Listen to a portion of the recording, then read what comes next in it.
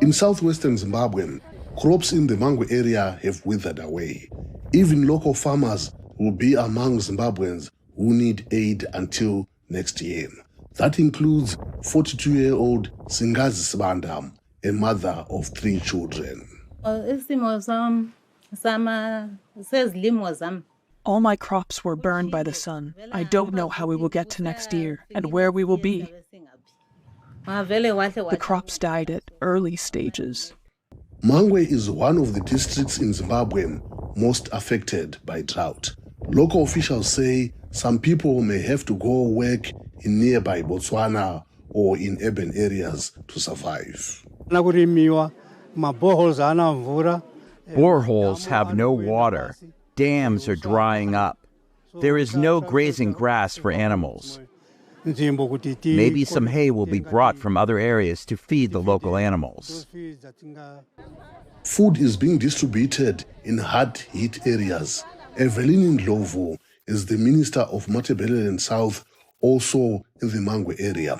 She says the government is in touch with international aid agencies to get more help. Officials say the crisis is growing worse in the region due to recurring droughts caused by the El Nino weather pattern. The crop situation in Zimbabwe is very poor at the moment, and we expect that the number of people who will not have adequate stock from their own production to last them until the next harvest, which would be then by the middle of next year, that number of people who will not be able to meet their food needs over that full period will go up. Zimbabwe's government says the 2024 grain harvest will yield about 868,000 tons of grain, an alarming 62% drop from last year's total and far below the target that officials had set for this year.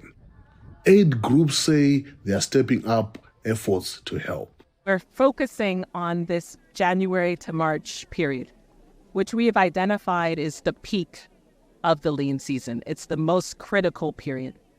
But as you're mentioning, it's also important for us to provide additional opportunities so that even throughout the year, people have options and means to support their families and households.